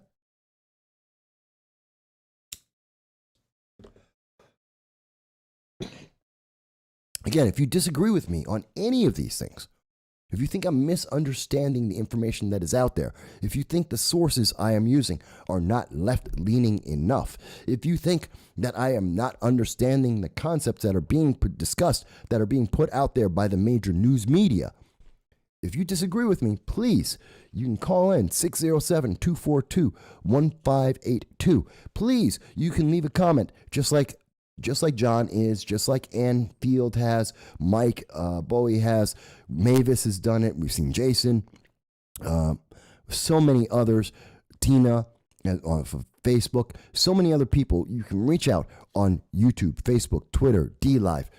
Tell me you think I'm wrong. Tell me why I do not understand this. I want to hear that comment. And I can tell you, in doing this for, 10, 15 years, I think there's been 3 times that I've ever had some of these far left radical fanatics ever leave a comment. And almost always their comments end in, "You are a soulless evil person," because I'm telling the public what they're doing. I'm telling you what they're going to do with the IRS going into your bank account. I am telling you that Joe Biden has completely abandoned Americans in Afghanistan. I am telling you that Joe Biden and Kamala Harris believe in unity, not your freedom and your choice. Because I am saying that the far left, Alexandria Ocasio-Cortez, Anna Presley, Rashida Tlaib, they're going to turn around and they're going to tell you, well, that means you're a racist. You must be white and you must be racist. And you're an ist and a phobe and you're evil. Really? Let me respond to that. Is anything I'm saying wrong? Have I not provided accurate proof of everything that I am saying to you right now? I'm just putting it in context. I'm putting all the different stories next to each other and letting you understand the big picture that they have going on. That's why they like to put these stories, they bury these stories. They don't tell you about this information. You maybe hear it off of a meme. So you don't know what's going on. I'll give you a great example. There's a meme that's going on around about what's going on with the bank accounts. So people don't think it's real. They think it's some kind of story. I think that's it right here. Yeah. You see this? The FNB Community Bank. You've maybe seen this. It's been passed around. A lot of people think it's fake. It's accurate. The story is true. I've already done the research. I've gone to the United States Treasury. I found the information. But see, that's why they do it this way, so that you don't know. You don't know what to believe because they want to make it seem like, well, that's fringe. No. Don't even pay attention to that. Put that next to a Bigfoot. Couldn't possibly be real. Besides, how would you know? You're not a scientist. You're not an economist. Because I can read. That's how I know. Because I can read. And I understand you don't want me to read past a headline. The far left, the progressives, we're talking about the progressives, the democratic socialists, they don't want you to read beyond a headline. They don't want you to read more than a soundbite. But when you do, you understand what they're saying because, you know what? I went and got through the American education system. I actually learned how to read and learned how to write. I'm not a dumb person. And you know what? When I read what they're doing, all of a sudden it goes, well, this is not America. Because America absolutely guarantees that I have a right for freedom and personal choice. Always. I have a right for freedom and personal choice. That is not, no president, no elected official can take that away from me. The only way they could possibly do anything about that is if we, as American citizens, go out and allow them to do that. That we give them the right to create a law that takes away this. We would literally have to say, I want to elect you to create a socialist country and destroy my rights. And you have that. It's called Alexandria Ocasio-Cortez. It's called the Democratic Socialists of America, especially the Ithaca chapter, which is a particularly violent chapter. That's Anna Presley and Rashida Tlaib and Cori Bush. These people exist, and they're gaining strength. Meanwhile, if you're trying to be anything other than that, there's no hate crime. Yes, you can dress up in a gorilla mask, throw eggs at a black man because he doesn't agree with your politics, and you can write an article in the LA Times and say that he is a white supremacist. This black man, you can say he's a white supremacist because that's not racist. Because we're going to unify as Americans. And they think that Newsom's going to win. And this is going to continue in California. I really feel bad for people. Because Newsom doesn't want California to become Texas. Not in debt. Not run by illegal aliens. Not having people with feces all over, human feces all over the streets of their cities. Yeah, that's a terrible thing. Who would want California to become like Texas? I mean, that's one of the reasons why tourists go to California is to watch the humans defecate on the sidewalk. The crushing debt. Yeah, these are the good things. And if you think, well, no, this isn't really as bad as you think it is, Mike. They're not really looking for unity. Remember General Miley? He came out and he said, it was like, I think it was maybe August 2nd, thereabouts. And he said, well, I have to understand white rage. I have to understand intersectional politics. I have to teach my men intersectional politics. In fact, the American military had to be focused on teaching its members, the soldiers and officers, how they have to understand that they're racists or victims. No one's a winner. There are no winners. If you're white, you are a racist. If you're not white, you're a victim. There are no winners in this scenario. And this is what General Miley wanted to focus on and wants the American military to focus on. Learning more about how to be losers. So that all the white people are racist and all the black people are victims. And everyone else is victim. And you say to me, well, Mike, that's not unity per se. Sure it is. Because here we are. There are 18 individuals who are appointed for a 3-year term. Again, I have to go to the Daily Mail to go over some of these details. 3-year term as a board members of military military appointment to military boards And Biden said all at once, he said, you have to either resign or you are fired. Now, here's the thing that really gets me. And I want to get into this because this is a response from Sean Spicer, who says, quote, remember back during the inauguration when President Biden said, I'm going to be the president for all people, Trump voters, everyone else. Yeah. Where'd that go? Pretty out the window, pretty much, huh? At a time when the administration is dealing with, COVID, Afghanistan, the effects of Hurricane Ida, what's their priorities? Apparently, they're prioritizing flying to California to campaign for Governor Newsom and firing veterans from service academies. That's got to really stick in someone's craw. That this is the biggest thing. And here's my point on that.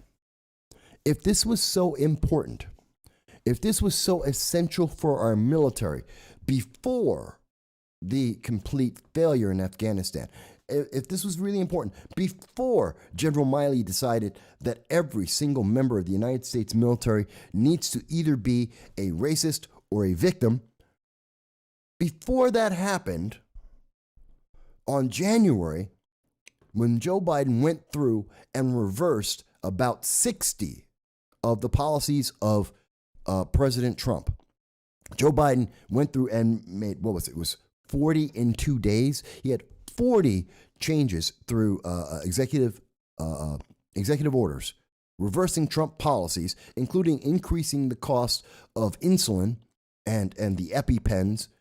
Yeah, drove that way up. It was supposed to go to $15. He brought it to $600. These are just some of the things he did. But here's the thing he didn't do. If this was so important, if this was not political, then why didn't Joe Biden say in January, oh, all the members of the military that might be conservative, that might be Republican, yeah, you're all fired or you resign. If it was just routine business, if this was just part of his transition, if it was just about getting his people in, and if it was normal, then why didn't he do it in January? Why did he wait 8 months and do this at the time when the entire nation was completely distracted because of 9/11? Because the entire nation was distracted by the Americans that were abandoned in Afghanistan. Why did he do it when Americans were reeling from Hurricane Ida and there was, in California, there's a recall right this second, which is placing the subject of progressive politics versus conservative politics right in front of every single American's face? Why did he do it in the middle of all that, suddenly, in one day, without anyone paying any attention to it? Or hopefully he didn't think anyone was going to pay attention to it. If it was just regular business, if it wasn't about unifying, if it wasn't about manipulating people and manipulating our military, then why didn't he do it day one? I think that's an important question. I think that's an incredibly important question.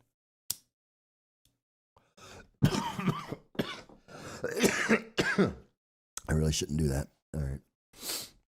That hurt. But maybe you think I'm wrong. I mean, tell me, chat. You guys, tell me. Does it seem less than upfront, less than honest? Does it seem a little bit shady, a little bit sneaky, a bit deceptive, like there's a set of dominoes that are being set off somewhere in the background? Because he did this all at once. Here's your letter. You either resign or you quit. You've got 2 hours to decide. Screw you. After everything else that's gone on, when our military are like, it was Lieutenant Colonel Sean Scheller, that's it. Lieutenant Colonel Sean Scheller, who resigned his commission because of the ineptitude of all of the higher ranking in the military. We're talking about Secretary of Defense Lloyd Austin. We're talking about General Milley. We're talking about Secretary of State Anthony Blinken. We're talking about Kamala Harris. We're talking about Joe Biden. Complete ineptitude. And even worse, the callous, evil disregard for American citizens, which I will never forget. I will never forget this. And we shouldn't. And this should be the main story in America every day until every American comes back home, hopefully alive and safe. There is no higher priority for the United States government. It is the purpose and the reason why the United States government or any government was created, to take care of its people. To disregard that, yeah, I think that's callous. I think it's evil. I really do. You may tell me I'm wrong. You can say, Mike, that's not evil. Okay, explain to me why.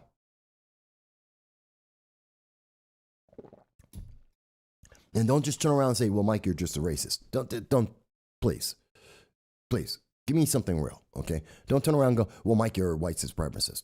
That's stupid. Please show me the proof of that. That's stupid. You're just trying to get my emotions. That's what we hear a lot from many of the progressives out there, the members of Progressive Leaders of Tomorrow. You're not kinfolk, even though you're skinfolk. I wasn't trying to be your kinfolk. I have my kinfolk. It's called my family. I have friends. I don't have to be. Just because I happen to be black, Hispanic, doesn't mean that I am just one other a cog in some big machine and I have no individual rights or responsibilities or choices. Sorry, I reject that. No, I'm not going to be kinfolk with Progressive Leaders of Tomorrow, otherwise known as PLOT. I'm not going to be kinfolk with the Democratic Socialists of America, especially the Ithaca chapter. I'm not going to be part of the BLM diaspora, this interchangeable group of individuals who are more than willing to kill, to destroy, to violate every law. They're treasonous. Think about every single autonomous zone you have ever heard of. Every single one. They're all left-leaning, and every single one of them has broken every law at the local, state, and federal level. Every single one. Not one has not done that. By definition, they are extremists, terrorists, and treasonous. And yet, you go to any of the news media and they'll tell you, well, they're mostly peaceful. They're mostly peaceful as they break every single law you have ever heard of, every law that we have in the books, everywhere in this nation, all of them.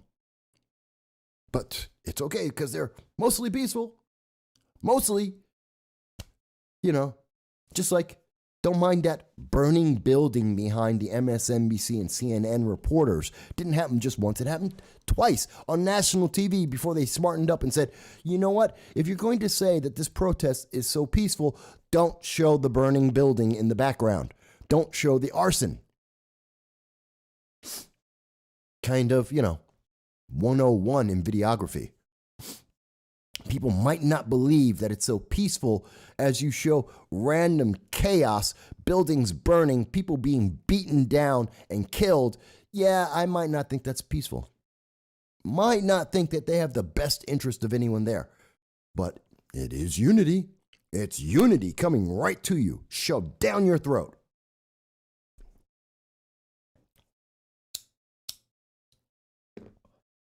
But I want to hear from you guys. You tell me, am I wrong? Am I misunderstanding this? I'm showing you the examples, and I've gone to various sources throughout the world.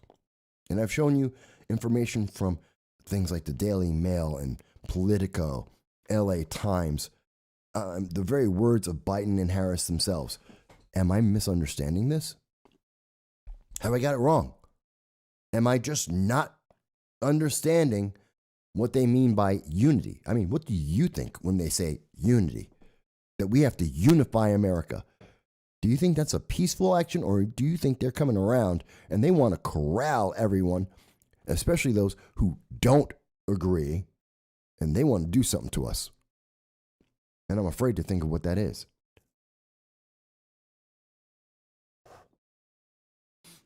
We got about 15 more minutes, folks, because a little under the weather. Just a cold.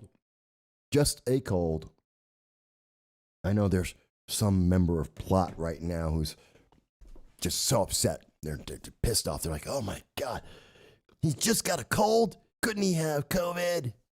I could. And by the way, probably already had it at least once. But guess what? COVID's not going to kill me either. I'm 53 years old. You know what? 100,000 people out of 300 and what are we? 335 million people. Only one in 9 ever died from COVID. Odds are I'm more likely to get pneumonia or the flu. Yeah, I'm going to be fine. We've gotten colds before. No reason to freak out, get terrified. Doesn't mean the world's going to end. They want you to think it's going to end. They want you to be afraid like it's going to end. And when they do that, well, then they can do anything else they want. Let me ask people. Let me ask everyone listening. Do you understand? Does it make sense to you when I tell you that Obamacare opened the door that said that the government can, now that the government has Obamacare, the government can tell you to do anything. The government can micromanage your life. Because if the government can tell you to do one thing, they can tell you to do anything. And when Obamacare was upheld and said, yes, that's okay, then this became possible with what we're seeing today, where we see that the IRS is trying, the Biden administration is trying to get into every single personal bank account, where they are telling you, you don't have freedom, you don't have choice, that you must suffer under mandates as dictated by a small group of elites. Does that make sense? Do you see that connection there? Because I see it. I think it's very stark. You have to look for it. You have to have been paying attention to what happened with Obamacare. You had to follow Obamacare and read the law to understand what it gave, what kind of power it gave to the government. And then you have to read things like the American Families Plan and read what the Treasury is saying and saying, oh my God, this is the power that they are suddenly grabbing. And then you have to read things like what's going on in overseas and listen to as the governments of the rest of the world are saying, we've got to fight this BLM, this racism, this institutional racism that is being imported into our countries, destroying our nations. We have to save our people and stop this. When you start putting these pieces together, it is terrifying. And I have to tell you, folks, I'm terrified. And I am not surprised that neither Kamala Harris nor Joe Biden care at all about any American citizen. They don't care about you. They don't care if you're alive or dead. They don't care. You could go off and you can be part of Afghanistan, hunted by the ISIS and Taliban. They don't care. Because their actions tell you they don't care at all. They really, really don't care at all.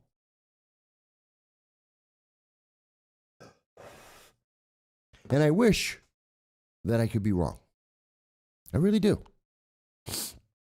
I wish that some mega brain, far leftist, socialist, progressive, admitted white racist, whatever they are, that they could call in and then go, well, Mike, see, you're wrong because here's the evidence that shows you how this is actually very beneficial. It's benevolent. It's nothing like socialism. It's nothing like the communism that you've seen in your life that is historically documented. It's nothing like the racism that they keep pushing in every business and in every company and every government, and they're trying to spread that around the world. It's nothing like that. Mike, you're missing it. Yeah.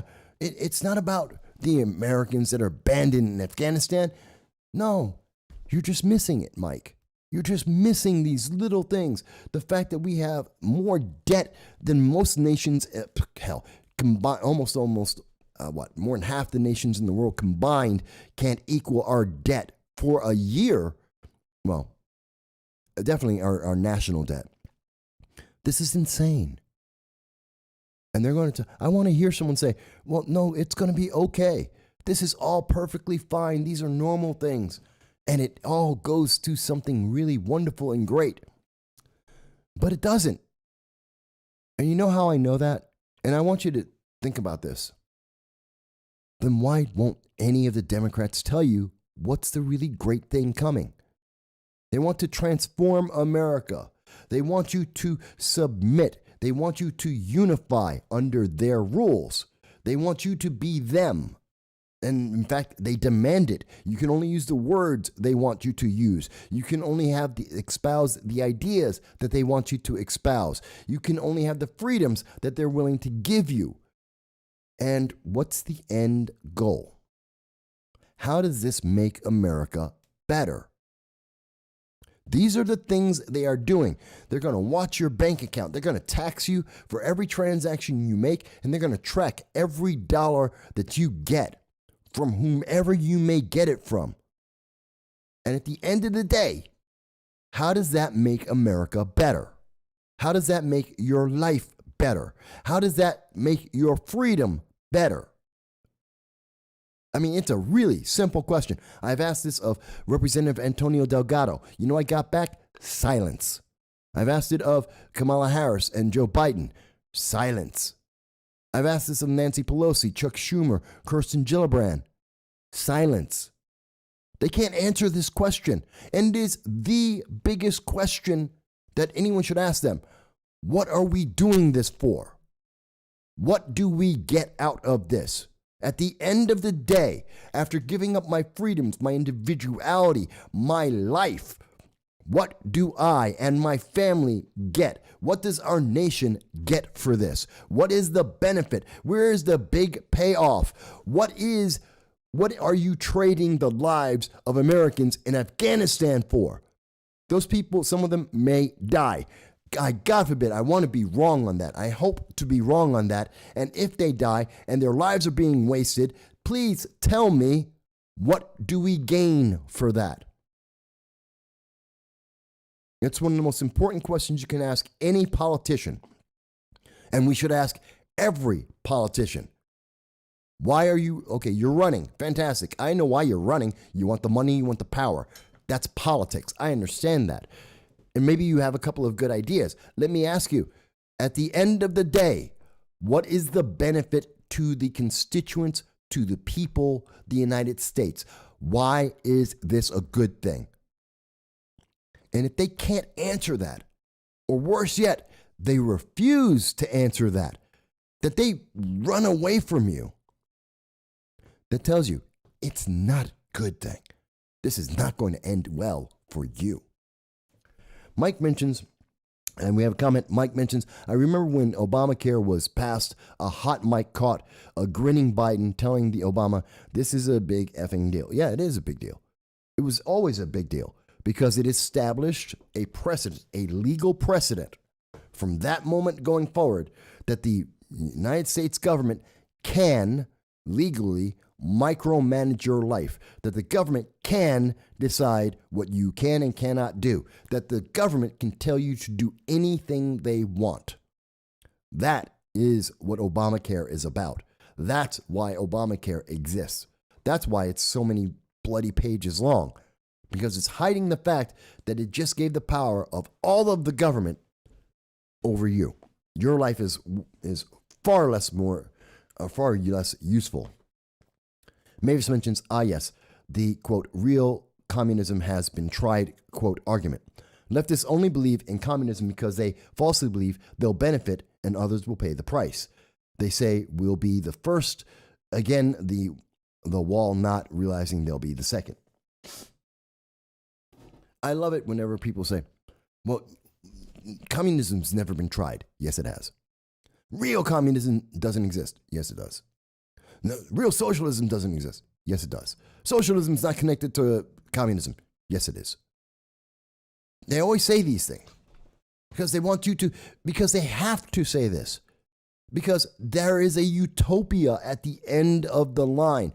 And they have to tell you that utopia must exist, because that's why they're willing to sacrifice your life and their lives, that they're going to sacrifice all of your stuff, that you don't deserve any freedoms, that they're going to take away everything from you. Notice they always like to take your stuff. It's always from you, not from them. It doesn't start from them. Think about it. You can add up every donation from Warren Buffett, from Oprah Winfrey, from Obama, from Joe Biden, Kamala Harris. You can add up all of these guys and take all of them. Bill Maher, Bill Gates, put them all together. Add up all of their donations. We're talking about tens of billions of dollars. Add them all together. And then I want you to put together how much money all of those people donated to the United States government. And I will tell you that this $1 is more than all of that. That's right. $1 is more than any of them have ever donated voluntarily to the United States government. Not one of them has written a check voluntarily to the United States government, because they want your money and your taxes, not theirs. Because they want you to sacrifice and you give up your rights and you lose your freedoms for their hope of utopia that doesn't exist. You want to talk about a drug? Biden's talking about hope. Hope is a great thing. Hope is a drug. It was left in the box of all the ills and evils of Pandora, in Pandora's box. It's an old fable. And Pandora, if you don't know this, this is going back to the ancient Greeks. Pandora, the gods, had put all of the evils of the world into one box. And Pandora had a key to that box. And they told Pandora, don't open the box. She doesn't know what's in it. They're like, don't open the box. Whatever you do, do not open the box. The worst thing you can imagine will happen if you open up the box. Don't open the box. So Pandora, being a really good progressive, goes right on over, opens up the box, and lets out every evil, every pedophilia, all of the evils of the world got released. And the last thing, after everything poured out into the world, and floods and hurricanes and pedophiles and all these BLM, all these people came out, and all these things came out to plague the world, including plague. The last thing that was left in the box was hope.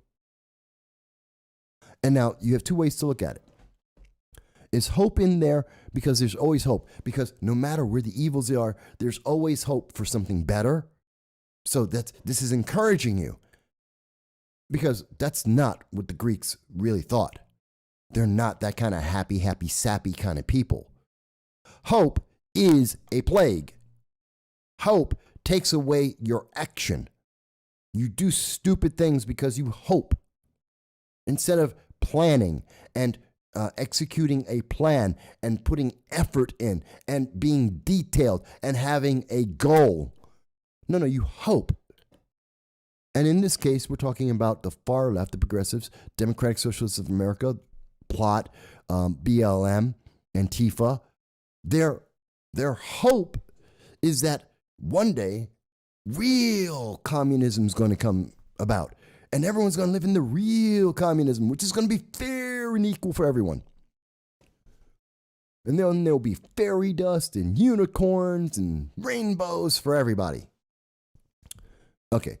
And when they're done with their acid trip, the rest of us have to deal with the fact that their hope, their desire has nothing to do with the reality. And they are inflicting massive pain on everyone. Yeah, you may disagree with me on that. You may think that classic story that, hope is a good thing. You might. I don't. Mike Bowie mentions, we are the ones we've been waiting for. That's right. We are the people we're waiting for. We can make this nation better. We can. I'm not telling you it's perfect. It's not. Can it be better? Absolutely. Is it going to be better because of Alexandria Ocasio-Cortez? Are you kidding me? Woman can't add. She doesn't know what she's talking about. She's an idiot. Is it going to be better because of Bernie Sanders or Andrew Yang? Are you kidding me? They are such, especially Bernie. Bernie is such a liar. He says he's a communist, which has no property, not supposed to be after wealth. He has 3 houses. He's a multimillionaire. I'm sorry, something doesn't match. Patrice Cullors, who's the creator of BLM. She's a self-avowed communist. She was trained to convert people into communism. She has admitted this on national TV herself. Owns 5 houses, is a multimillionaire. What's that got to do with communism? You don't get to do that in communism. Everyone's not going to have a house. Everyone's not going to be a millionaire. It's not how communism works. And if you say, well, Mike, you couldn't possibly know that. I lived a year and a half in Moscow. Moscow. Not Moscow, United States. Not Moscow, Pennsylvania. Moscow, Russia. Year and a half. I watched the coup attempt. I watched it happen from down the street. I was in Soviet Georgia when they had the Komsomolets and they decided to have a civil war. I was in the city. I lived a block from the capital. So yes, I have seen what happens with communism. I have seen for a year and a half, day in, day out, living as a citizen, no special perks, no benefits, just a regular guy walking down the street. I got to see their life. And I'm telling you, you don't want to wish this on your enemies. You really don't. So people want to say, but you don't know. Go and ask Alexandria Ocasio-Cortez, how many days did she spend, how many years has she spent in a communist nation? Living without any of the perks that she's gotten so far. Let's ask Bernie Sanders. Besides the honeymoon that he was invited to have, how many days did he spend in the Soviet Union living like a regular person without any benefit from the government of Russia to alter his point of view? All these people are telling you want to be a socialist. You want to be all these people want you to be a socialist. They want you to be a communist. Ask them. How long have you lived in a socialist country? And if you did, why did you come to America? Because I can tell you, in all my years, since I was in 91, 92, when I was down in Russia, I have met literally one Russian.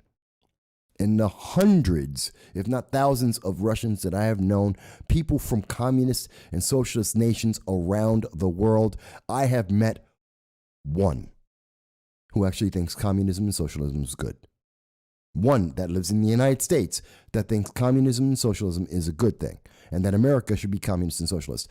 Every single other person I have ever seen who has said socialism, communism, great, are American citizens who live in the lap of luxury and have the most perks out of anyone I've ever seen in my life.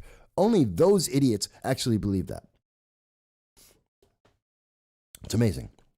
Mavis mentions it's funny that the only way for communism to work is to ignore human nature. Then the people that want to ignore human nature rag on things that happen because of human nature.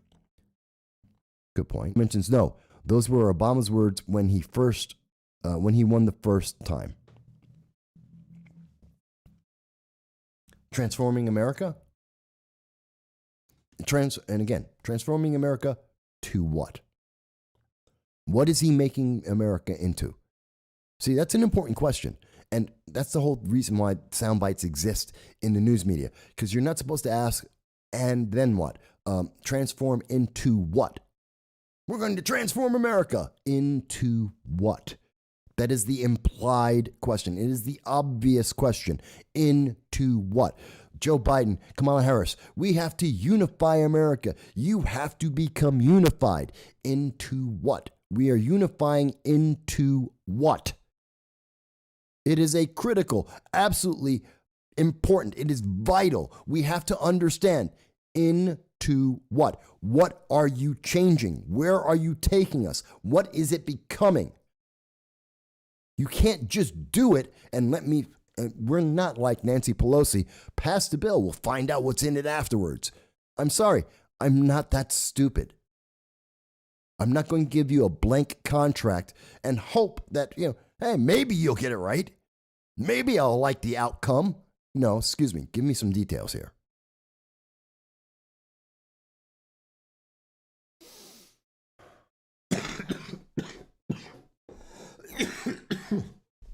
All right, folks. I need some tea. But I do value each and every one of you. I really do. You guys make it all worthwhile. You're the reason why I do this every week, even when I'm not feeling well. I will always come onto this program. I will always speak with you every Sunday at 2:30 p.m. Eastern Standard Time from anywhere in the world. Because I believe in your First Amendment rights. I believe in your freedom of speech. Even if your government doesn't, even if the internet overlords disagree, I don't care. I want to hear your voices, as you have seen so many people do. And you can still do that at the end of the show and write into the comments. I'm going to put in all the links of everything I've been talking about so you can see it for yourself. And the comment section's there for you to be able to say whatever you think about any part of the show. Please don't feel bad. If you disagree, tell me why. It's okay. That's what this is all about.